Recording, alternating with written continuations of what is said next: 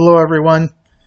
It's been a while since we've done an REMS update video, but over the last year we've been making large changes to REMS. We've actually rewritten it from the ground up, so there's a lot of new features. Hopefully in this new code set that we'll be able to get new features faster than previous versions, so we're really excited about that.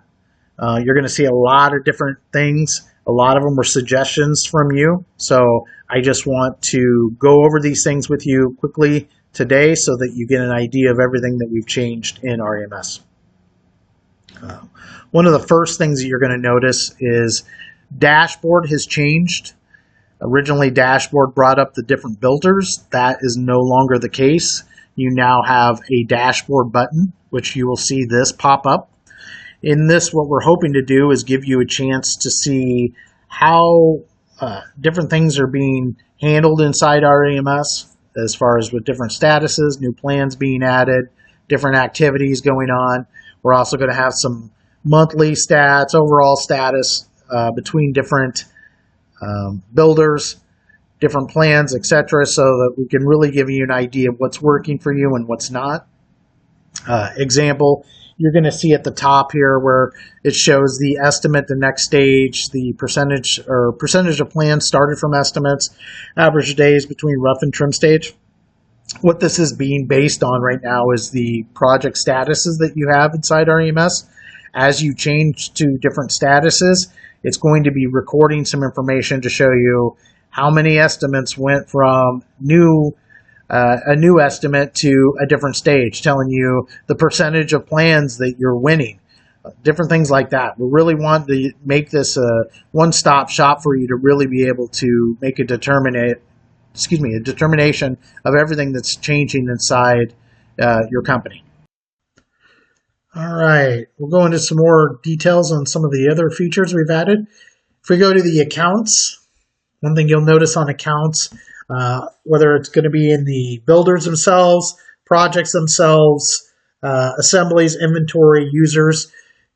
One thing you'll see is that this is dynamic now, that if you start typing in the search bar, it will shrink down the list quickly as you start typing. It will also find other information in any of these searches, whether it's going to be the address, the project name, the builder's name, etc. You can shrink this list down, so it will break that down for you really quickly. So you can even search it by the phone number. You do have to use the parentheses though, but if you have a number or a phone number, you can even break it down by that. So kind of handy in the dynamic searching. Not a huge deal, but it's kind of nice to have a little bit more options as far as how to search quickly. When we click into the actual project, one thing we did in each project, and pretty much in everything in REMS, we added the city, state, and zip. There is going to be a reason for this, especially with our new dashboard. We're going to give you the ability to do some reporting on where you're getting the most estimates at, where you may be doing, financially better at. There's going to be some statistics that will be dealing with city, state, and zip. That will help you kind of shrink that down and really be able to see a little bit more details where you're doing certain work. So we've added that option into there. We've also changed on the markup. Before, you had to punch in the number for the builder amount.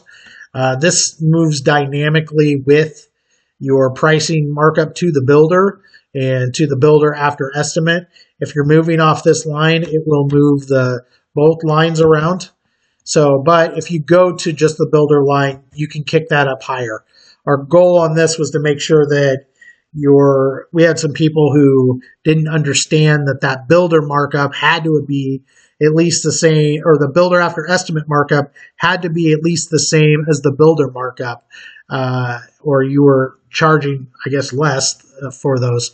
So this it will move dynamically with this, or you can change that to its own individual if you go just into that box.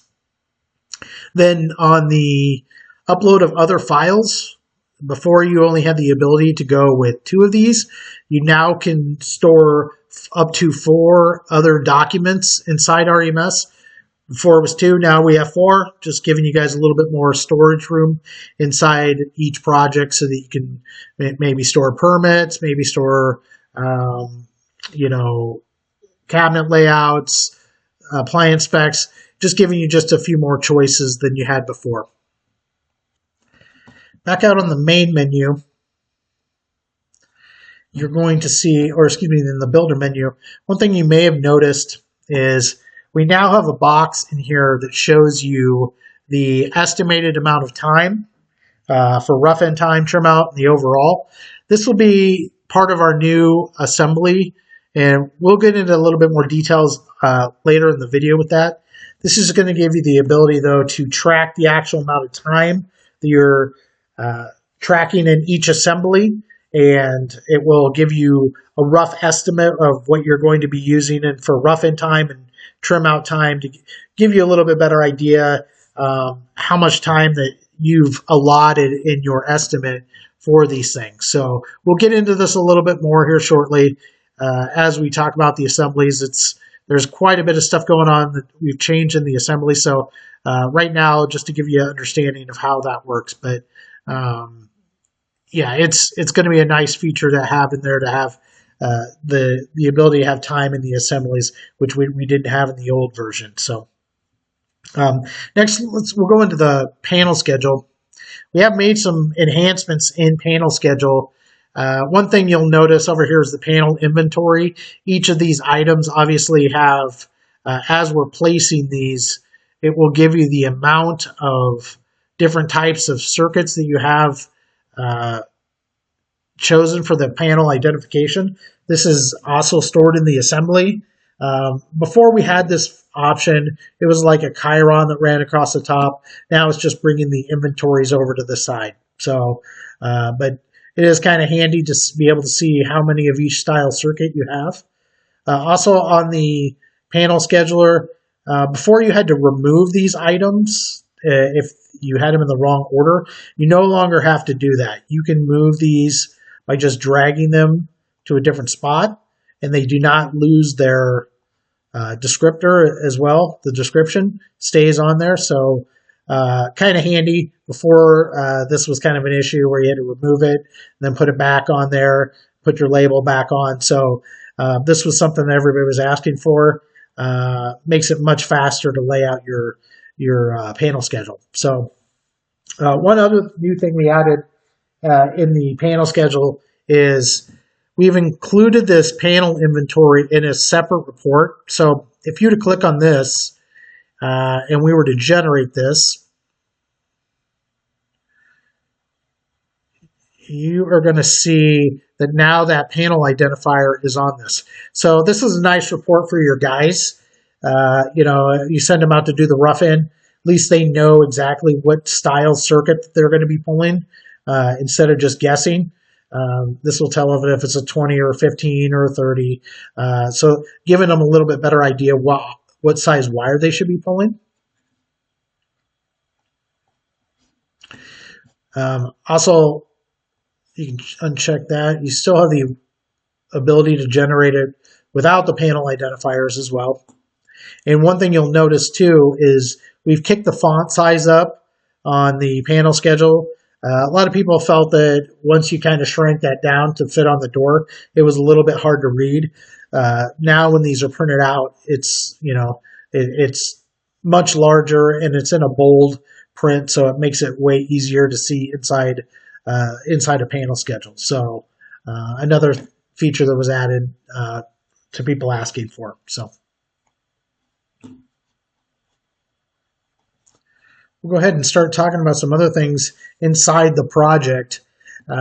You're going to notice in the plans and other files, before in plans and other files page, you did not have the ability. You had the ability from here to hand it off to a field manager over to the tablet, but it was a little clunky getting it back from somebody if they forgot to pass it over. So one thing we've added on this feature is if you submit it over to a field manager, you will see now that you have the ability just to click the button It will give you a notice to tell you that you sure you want to change the plan access. When you hit OK, it will pass it back to you automatically this way. So just another feature to make it a little easier to grab. Before you had to go into overview and change the user and etc. This just made it a little faster to be able to pull it back over to you. Next, we'll talk about reports. There are a couple different things in the reports that you're going to see especially in pick list. And we'll go into this a little bit later, but there is a new option on here called category. And what category is going to do is in inventoried items, you can now build categories for each inventory item. So say you have a category for lights or category for breakers or, wire, etc. That way, when you're generating your pick list report, you can pick it on, say you just wanted to go get a number on what you had in gear. You now have that ability to generate just that. So kind of another feature, make it a little bit better when you're maybe you're sending items out to bid, so you just want to send out the gear, you want to send out box or your boxes and fittings, or you want to send out just wire, etc. This will give you the ability to break that list down of just what those are by category. So kind of handy. Another thing we did was we added on the report archive, this was always kind of a pain, you'll see that before you had to go in and try to remember what month you pulled a report and pick the different months. Now if you go in here and we go to after you've generated a report, it will start pulling. You'll see every report that you've ever done, keeping your report archive right here and easy to access. So making it much easier to find what reports, because it was kind of a pain last time. You had to remember what month you were trying to pull it out of. Now it's just going to keep a running total right over here to the right, to the left, so that you can see the different reports and when you pulled them, etc.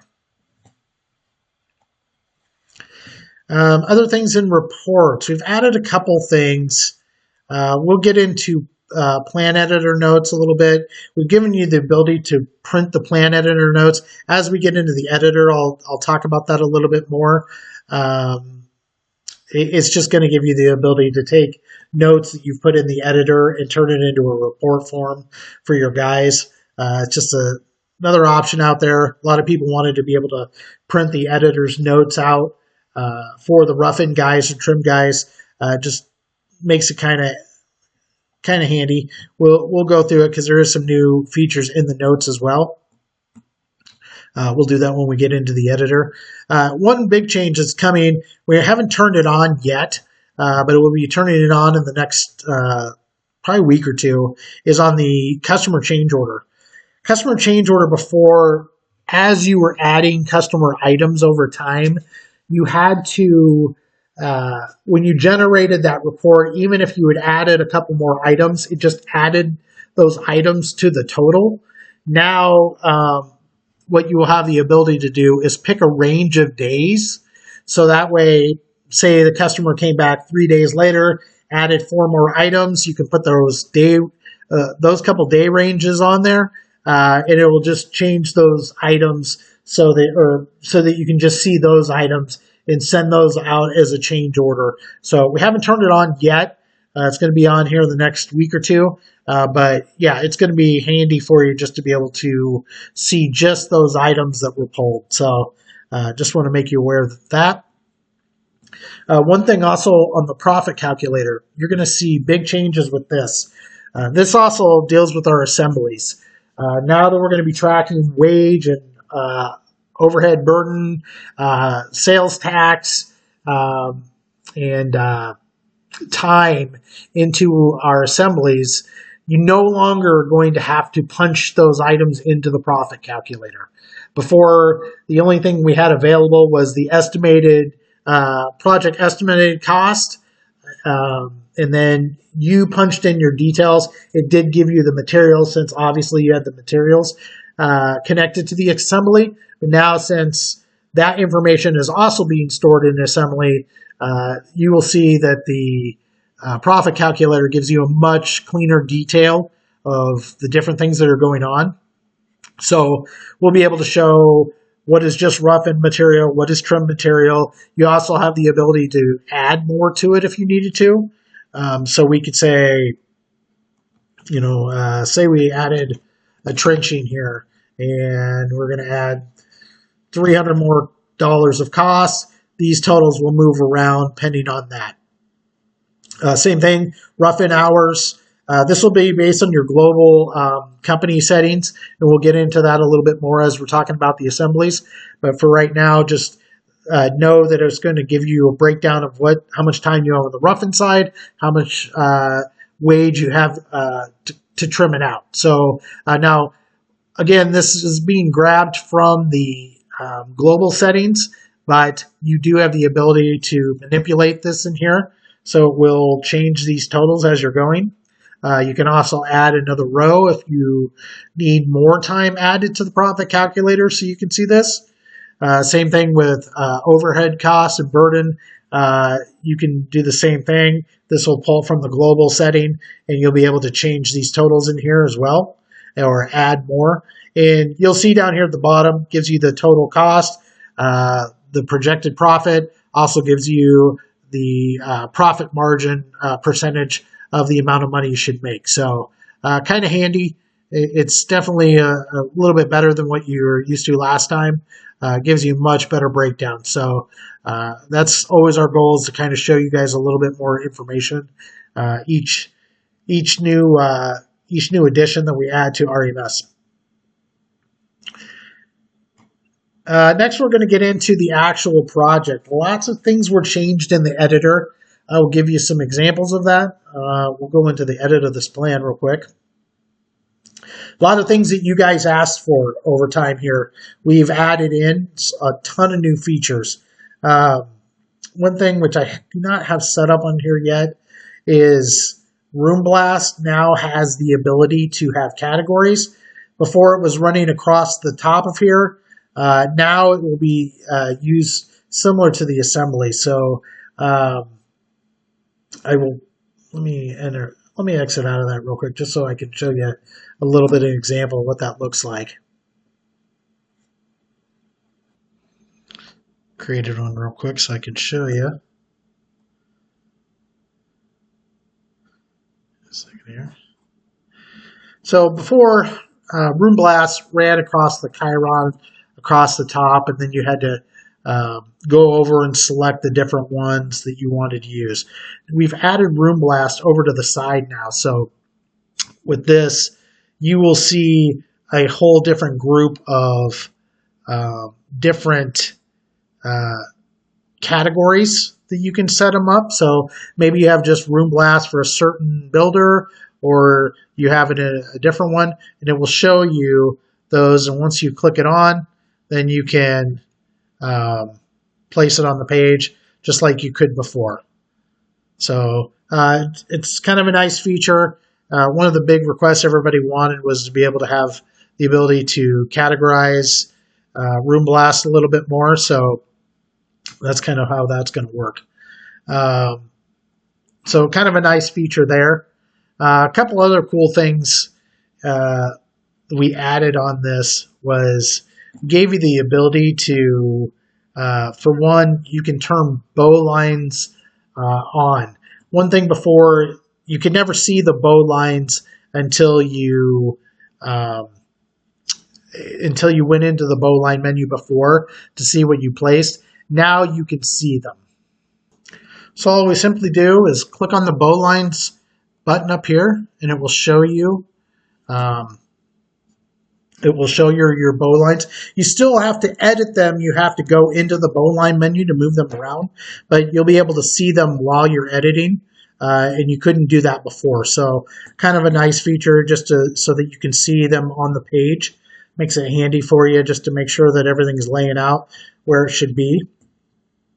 Another thing, ruler. On ruler before, it would lose its measurement Not anymore. Once you set this, it saves it as part of the plan. So every time you come in and out of the editor, or excuse me, out of the ruler, you no longer have to reset it. So we could say we're going to go 6 feet, 2 inches, and we set. And then if we close it and come back into it, it's still there. So kind of a nice feature. It holds it throughout the history of the plan. So you no longer have to, once you've found that measurement one time, you don't have to keep resetting it every time you use the ruler. Also, we added in the notes. I talked earlier about the notes a little bit. You have that new report that you can print out. So it will show any of your notes in the reports. But one of the other things we added, which was kind of nice, is we gave it the ability to have an image in there. So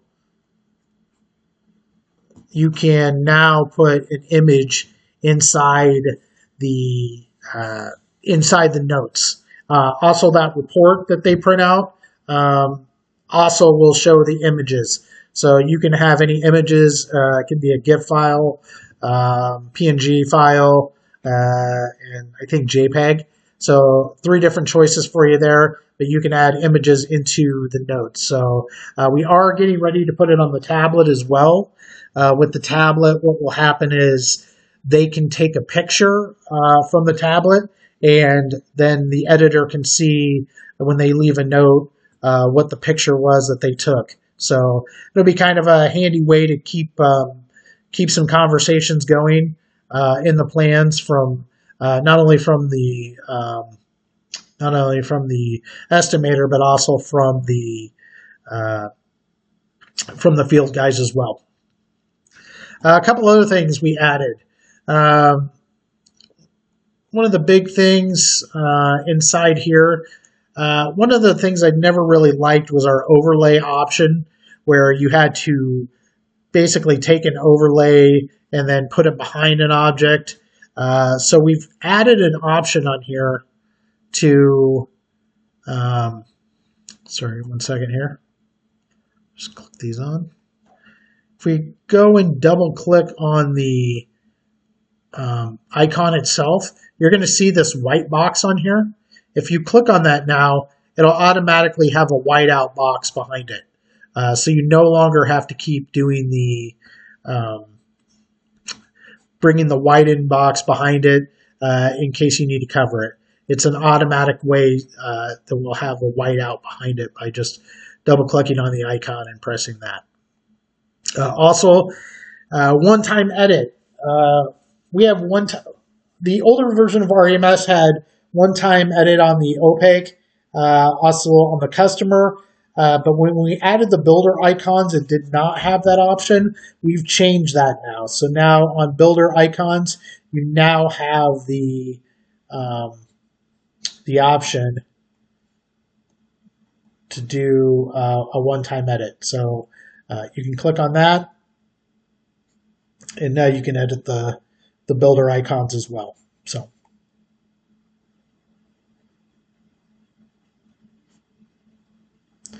So that's kind of a nice feature there. And after you edit it, it will stay blue, just so that you know it's a builder icon. But another option we added there. Let's see what else we've got inside Editor. We had quite a bit of stuff in here. Another thing, this is kind of a fun one. There was always times where if you had lost something on a plan and you were having trouble finding an icon, where you're having to go around and double click to try to figure out which one it was that was wrong, you no longer have to do that. So if you go to the pull down menu where the assemblies are, you will see an eyeball here now. And so say we were going to be looking for, let's say it was, I want to try to find one that's going to turn on a lot here.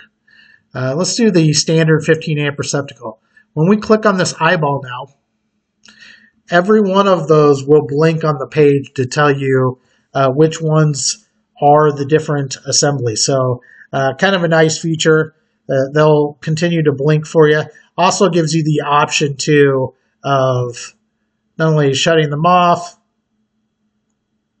but then it gives you the option of once you have them highlighted, you can hit the delete and it would delete all of those items off there. So say you placed the can lights on there and you chose the wrong style and you just wanted to get them all deleted off the page. This is the fastest way to do it, is to use the eyeball feature, and then you can hit the delete button and it will give you the option to delete every single one of these outlets off the page. We're not going to do it, but you get the point of how it works.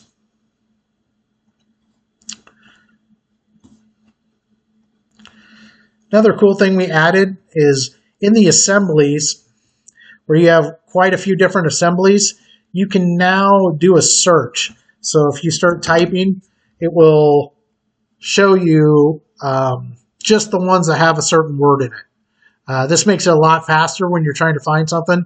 Instead of scrolling through it, you can just start typing what you're looking for, and it will shrink that list down depending on what you chose. So say we want to look for an iron circuit. You can see the different choices that we have for that. So yeah, kind of a cool feature. Just makes it a little faster to get around and find things inside the assemblies themselves, especially when you get where you start getting a lot of them. It will show you just what you're looking for in particular. So kind of nice.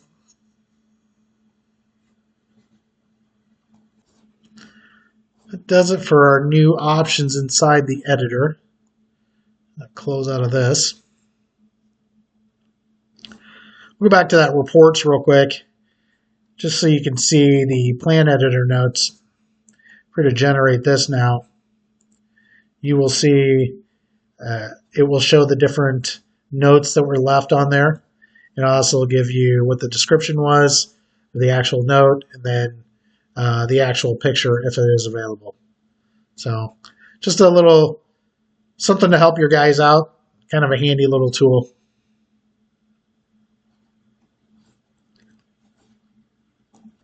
Next thing I want to go into is the assemblies. This is where a lot of changes have happened. So we're going to talk about this quite a bit. One of the big challenges in the last few years, especially when all the COVID stuff went down, was pricing was moving so fast that updating assemblies was very cumbersome. So what we wanted to do was come up with a better way to do assemblies. So on this page, we're going to go over that. We're going to go over some other basic things too, real quick, just so you know. On the categories, you had been given in the ability before to add new categories. You were never able to edit the old categories, though. That now has changed. We have made it so that you can edit the names of the all the categories. You can change the name of those.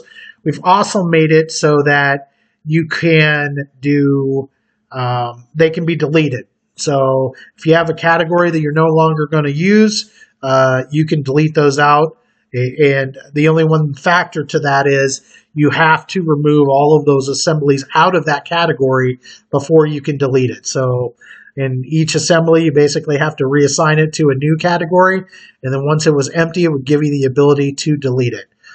You'll see on some of them, if there's nothing in them, that it's giving you that option. If there is still things in it, it will not show you that trash can. So you have to make sure that you get it completely emptied out before you were to actually be able to delete it. Also, we did some changes to the order by category and the general category. One thing that we did in this is we made this before. It was a little tough to place your, if you got these in the wrong order and you wanted, and you realized there was another one, you had to kind of delete a bunch of lines and try to fit them in there to try to keep them in order. You no longer have to do that. All you have to do is kind of move it over the top of one and it will push it. It'll push it over. So you can see here that they'll just kind of work themselves in. So this is kind of nice when you're going to lay that. So you got to place it at least once, and then once you do that, you can move them. You can move them around, change the order, making it a little bit easier to organize everything. So this is kind of this was something that was a recommendation from users. They didn't like that it was a little complicated to move things around. So this was a big one. So general orders, same thing. You can now move these around in any different order. And it will just push the one over. So makes it a little easier for you to set up your order of assemblies for each of the categories.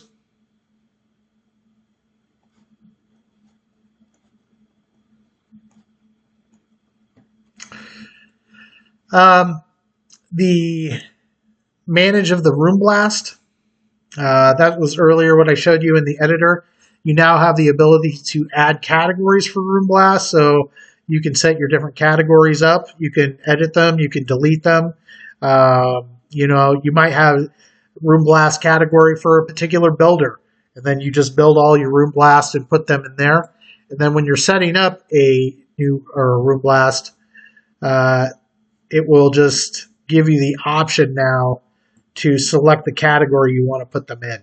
So keeps it a little bit better organized. The Chiron, you just kept having to go over and over and over until you could find them when you were looking for.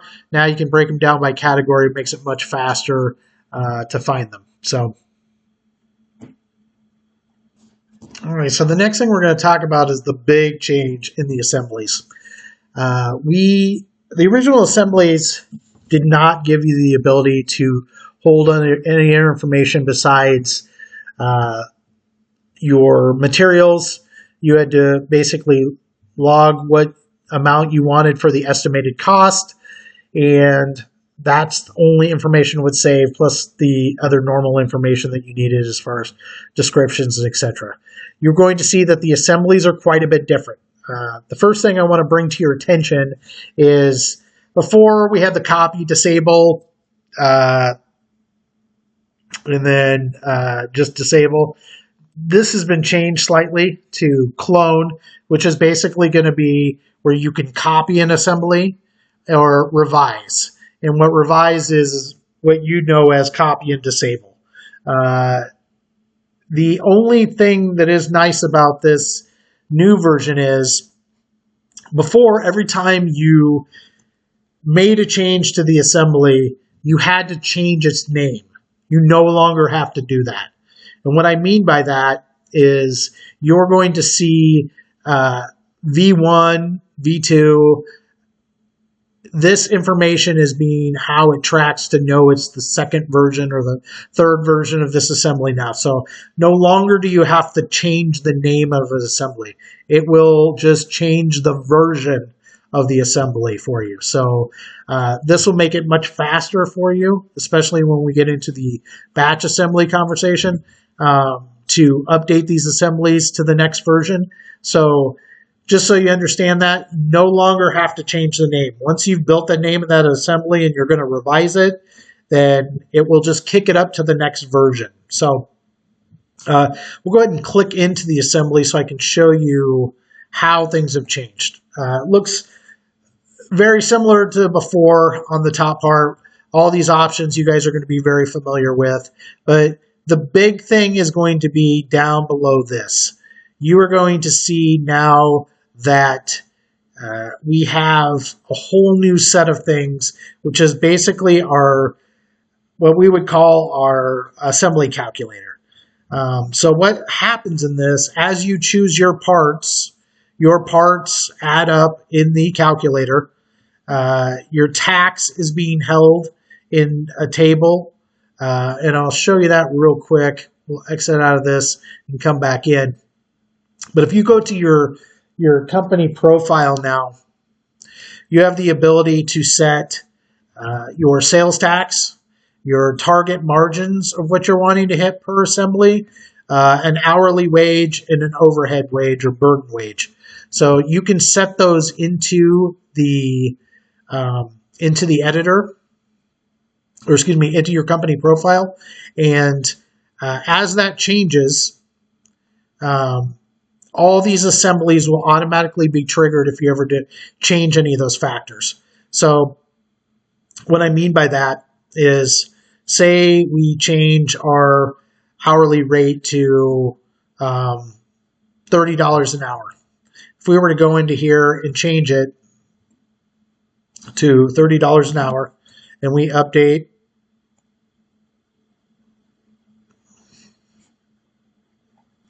when it completes, it's going to kick you back out to the menu. When we go into assemblies, we can see that now there's an action required on every one of these. So if we go into here, you're going to see that down in the assembly calculator that wage is changed, and you'll get a warning of what's changed in this assembly since the last time you did it. So as you move these totals around, so say we did 15 minutes, you'll see the totals changing. So the net cost of everything, so all the math is being done on the backside, and it's changing what your net cost is. After it's done those settings, you can then, the company's profile we set to 15% for our target margin. So it's going to tell you your recommended assembly price. So that assembly price is going to hold out so that you can see where you're coming in at.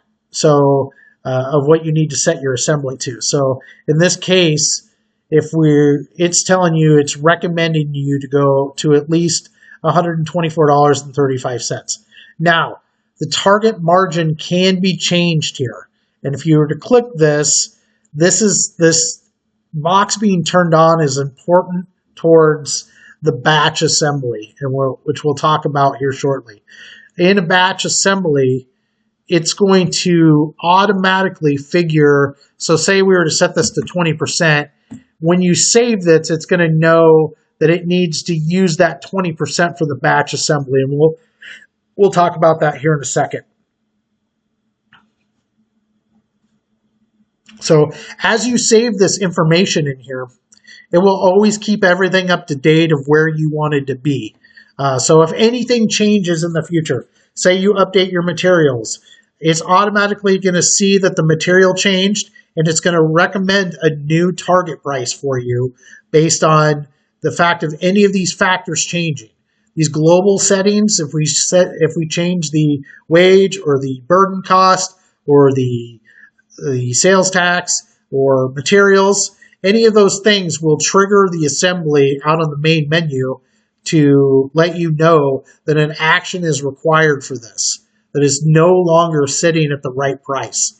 So just to make you aware of how that works, but once you've done that, then you will never, once you update those things to get back to the target of where you want to be, it will hold all of this information in there for you permanently with the new updated stuff. So you don't have to keep track of this anymore. Now, on this markup option, this is not going to affect batch assembly. Some people will break these items up to, they want to see a certain percentage just for their, a different percentage for just their materials, different percentage just for their labor, additional for their, or an additional markup percentage. You can use this. This will not work on the batch assembly, and we'll talk about batch coming up here. Now, another important thing here is this. You're going to see that the target price right now, based on this information above, is going to be based on, if we did take the actual assembly price lower than that number, you will see when we step out of the box that it's going to tell you that you are not at target. It will turn red and say you did not hit the target price. So we would have to kick this up in order to do so, and then it will clear it out. So Just remember, if you see it in red, it means that you are not hitting the target of what you meant to hit.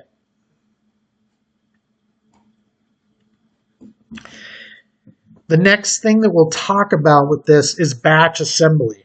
The way this is going to work is after you have all your time and your labor and everything all set into your assemblies, updating assemblies after that point, say you were to do an inventory update, if you were go to batch assembly, you will see all these items on the page, and there's going to be different colors. It's going to be sort by action needed, which is going to be this color. We triggered it by changing the wage. The save mode we'll talk about here in a second, and then it will show you any of them that were because you have them saved and they were saved as a missed target. Now, you can save items as missed target. But it's always going to tell you in this that you have items saved out there as below the target, but you saved it that way. You made a new assembly even knowing that you were going to miss the target.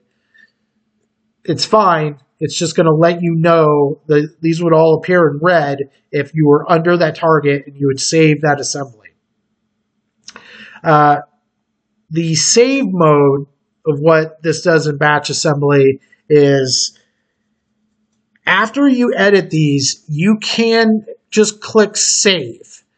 Now, when you click save, it's not going to have those available yet.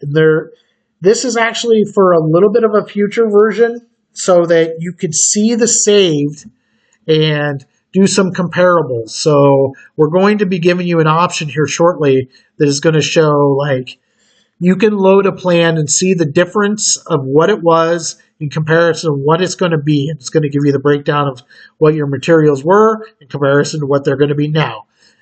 Same thing with the overall price of the plan. Everything will change, and it will show you that difference. So that's what that saved option is.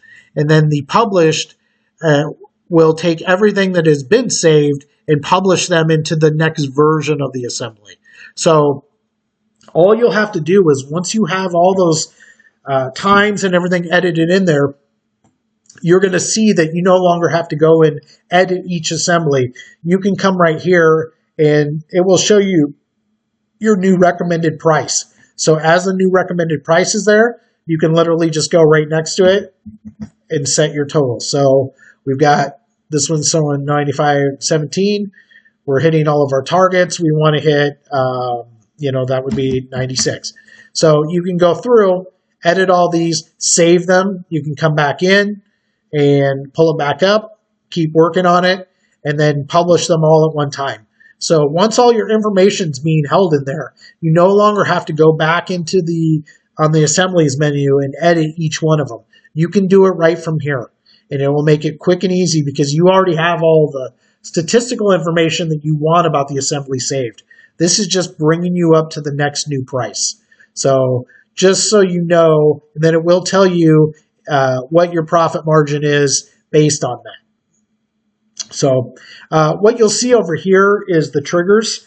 The triggers are basically on the batch assembly tell you what was changed. So we changed that, we changed that hourly wage, and that hourly wage is what kicked all these off. So you'll see that trigger has gone off. You may see 4 or 5 different triggers on here of what caused it, but basically that's what's going to happen. And then once you publish it, then all of your assemblies will be up to date, and they will show out on the assembly menu, they would show you the next version, and the action required would clear off this assembly. So this should make the assembly building much, much faster for you. That was the intent, was to really try to make assemblies much faster to edit. That was always one of the biggest complaints we had about REMS, and hopefully we feel like as we're doing this now, that will really help curb how that works. Plus, just the fact of having all that time and those different things connected to it gives you much more information in each plan as far as how much you have in labor, how much you have in overhead, materials, etc. You'll see all those breakdowns on there so that everything is always up to date. Next, we'll talk about inventories. Not a lot of things have changed in inventories, except now you have the ability to manage those categories. Like I said, for the pick list reports. So if we were going to create a category, we can say breakers and panels, and we were to hit save. And if we were to go into an actual inventoried item, we would be able to go in and add something to, or add that category to it. Give me 1 second here. I'm going to go to one here. So if we were to set this breaker, we could say, we could select that category into each item. This has also been added to the overall import-export option. So you'll see that option out there so that you can, on the import-export, it will show up on the Excel or the XLS file. So you can batch all those in one shot and then import them back in as well with those new categories that you want. So you don't have to edit each of your assemblies one by one. Users didn't really change much. Just the dynamic searching gives us the ability there. We've got different style of roles, active users, and sort bys on there, which pretty much was always how that was. You'll also see out on the main menu now, we can see the profile, password, billing history, and subscription details. This has not been turned on yet. You will see this coming on here in the probably next month. We're going to tear back into this, and we will have the ability for you to update your subscription at any time, see all of your billing history at any time. Your company settings are in this menu now, and QuickBooks settings are in there as well. So just trying to redefine REMS a little bit. Our rewriting of the code gave us the ability to do a lot of things that we're going to be able to put out a lot of things fairly quickly. Just so you know some of the upcoming things that we're going to be working on. Now that we're able to track time into REMS, one thing that we're going to be adding in there is a scheduler. The scheduler is going to be able to give us the ability to, since we know the time that's associated to a plan, we'll be able to set that in there. We'll also be able to assign certain crews, different things of that nature. So we will have a built-in scheduler that we're working on. Temporary polls, we're going to have a whole section about that in there, about where they're located, how to track them, to know how much maintenance has been done to them. Those things that obviously can add up in cost. So we're trying to give you an effective way to know where all of your temp polls are at any time. Permitting, we're going to have a piece in there for our permitting. We're also going to have some new user options in there as well for kind of office admin people, different things like that. So there's going to be a lot of new things coming for REMS over the next year. Our goal is really to turn this into a very all-in-one project management tool for residential work. So we're really excited about the things that are coming online. You should see more and more as we go. Now that we've gotten past this version, it was a complete rewrite, and we've done quite a bit of stuff that's going to make it more effective for the future. So we're really excited about everything that's coming online. So again, if there's anything that you have any questions on, concerns, comments, feel free to reach out to me. You can use the support at tawconcepts.com. Most of you have my personal email anyway. You can send any message to me any recommendations you might have, any problems you're having, or any more questions, feel free to reach out to me. Yeah, I hope you're excited. A lot of new great things in this version. We're hoping that it really gives you a whole different outlook that we haven't had yet up to this point. The assemblies were huge. Adding the profit calculator and things like that into REMS, there was a lot of conversations and tricky things that needed to happen, but we're really hoping that's really going to change the game for you as far as the different information that you can track. So with that said, I hope you enjoy it. Everything's going to be coming on. I'm really hoping it's on. Everybody starts moving over by the second. So enjoy, and thanks again.